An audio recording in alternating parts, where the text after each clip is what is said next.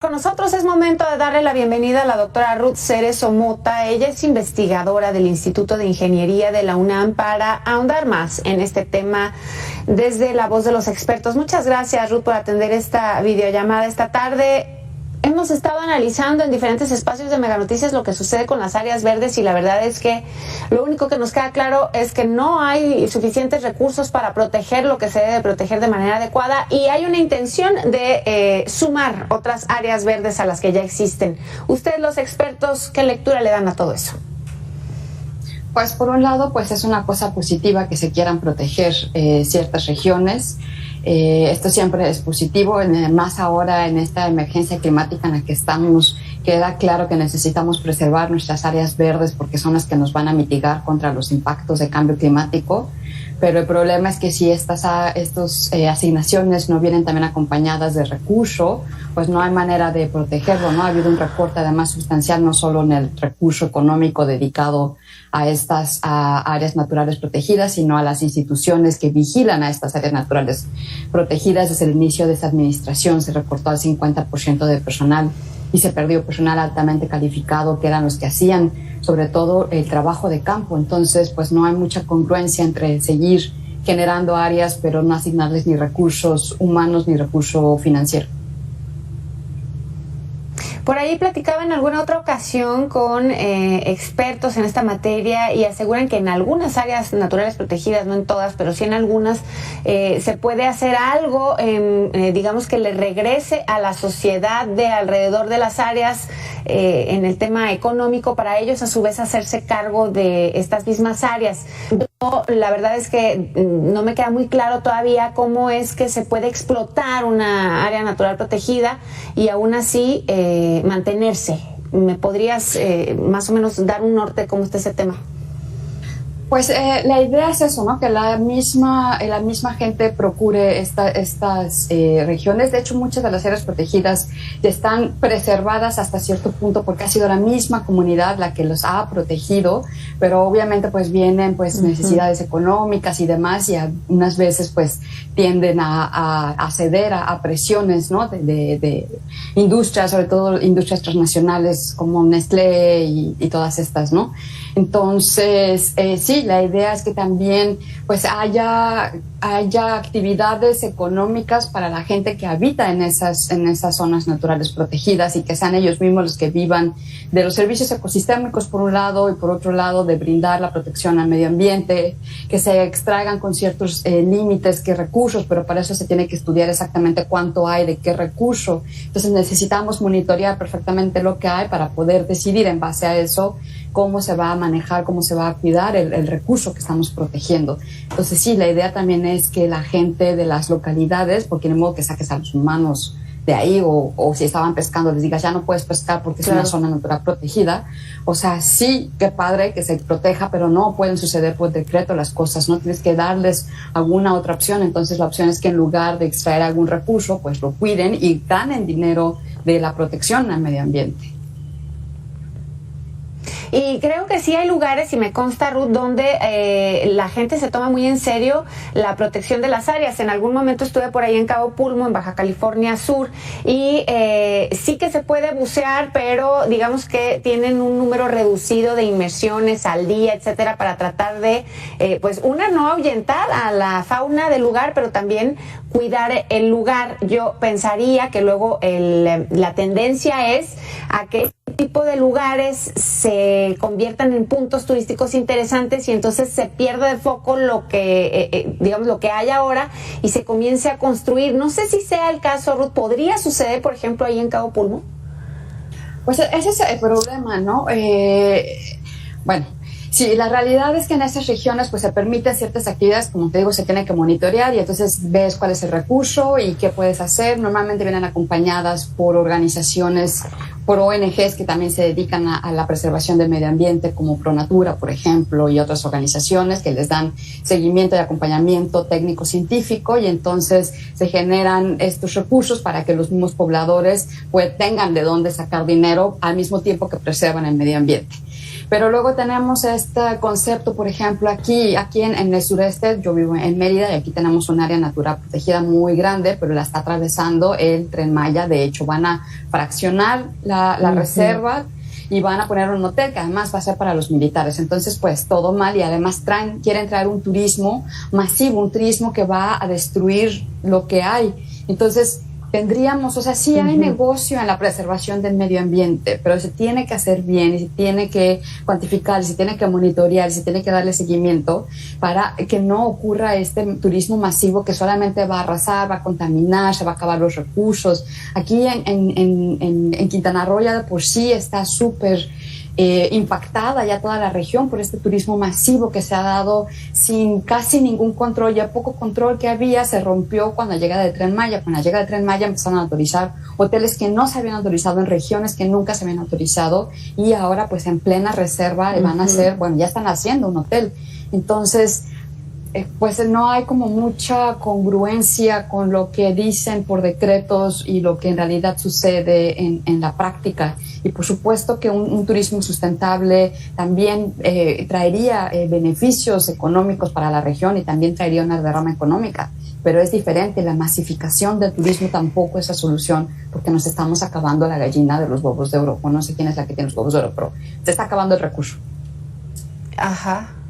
Sí, y esto justo lo que estás compartiendo, Ruth, también pues nos hace pensar a nosotros los periodistas que le damos seguimiento a todo este tema, a en específico el del Tren Maya, que no se presentó un plan, ¿no? Por ahí había algunos ecologistas, ambientalistas, expertos en la materia que pedían un plan de, ok, esto se va a hacer, pero ¿cómo lo vas a hacer cómo le harás para en lo subsecuente subsanar también todos los daños que estás dejando? Creo que es negligencia una tras otra, no nos queda claro todavía cómo le van a hacer, y por ahí he estado leyendo algunas notas, Ruth, de, por ejemplo, en Tamaulipas el gobierno hace énfasis en cómo se coordina con algunas asociaciones para preservar áreas naturales protegidas reforestando, y me parece que aquí la nota, bueno, pues qué padre, ¿no?, que lo está haciendo el gobierno de Tamaulipas. Sin embargo, no sé si es suficiente una actividad como reforestación para alcanzar a mitigar los daños que tiene un área natural protegida. No, pues el punto es que más bien una vez que se hizo la declaratoria de área nacional protegida ya no se debió haber tocado. Entonces aquí también tienen el mismo discurso. Están la cifra oficial en Quintana Roo, en el tramo 5 y 6 de deforestación, son 3 millones de árboles que fueron removidos. Esa es la cifra oficial. La cifra que tiene gente que ha estado en el campo monitoreando va más allá de 10 millones de árboles que fueron removidos. El gobierno dice que va a hacer un parque y va a reforestar. Eso no va a compensar el daño que ya se está haciendo. Un árbol que ya creció y ya está maduro no ofrece los mismos beneficios que un árbol bebé, ¿no? Desde cuánto oxígeno pueden producir, cuánto dióxido pueden absorber. Los otros servicios ecosistémicos están fragmentando todo un ecosistema y están diciendo que, bueno, no importa, esto lo vamos a echar a perder, algo que estaba súper bien cuidado, una de las mejores reservas que tenía México, y voy a poner árboles aquí en otro lugar, y eso no compensa, un daño no compensa el otro, ¿no? Poner árboles, sí que bueno, los programas de reforestación son buenos, pero no tiene ningún sentido llegar a arrasar algo que estaba muy bien cuidado por una obra que nunca estuvo bien planeada y que no sabíamos ni siquiera por dónde iba a pasar. Y ahora dice que pues no sabíamos, ¿no? Bueno, pues no sabíamos, él no sabía, pero hubo mucha gente que insistió, el mismo CONACYT dio dinero para un estudio, el mismo CONACYT vetó ese estudio. Entonces la información se tenía, nosotros que vivimos aquí lo repetimos muchísimas veces en todos los espacios que nos fue concedido. Entonces no es ignorancia en realidad, no fue terquedad, yo creo. Oye, Ruth, y por otro lado veo que sí hay un esfuerzo por capacitar, no en todos lados, pero sí de repente hay por ahí algunos boletines de ciertas instituciones, organismos que dependen del gobierno que hacen lo posible por capacitar a, por ejemplo, guardabosques, es lo que se ha informado desde Guanajuato para la protección de áreas naturales protegidas precisamente, y yo lo que veo es que luego sucede un poco también como con la policía, ¿no? Que no son suficientes los elementos para proteger, que también los ciudadanos luego no tenemos conciencia, y esto implica que pues no se dan abasto, ¿no? Finalmente, ¿se están haciendo las labores de capacitación de manera correcta o tampoco contamos con eso? Pues yo creo que hay mucha, depende como muy localmente, ¿no? En primero, de cuántos recursos puedan tener y en segundo, cuánta voluntad política quieran priorizar hacer eso.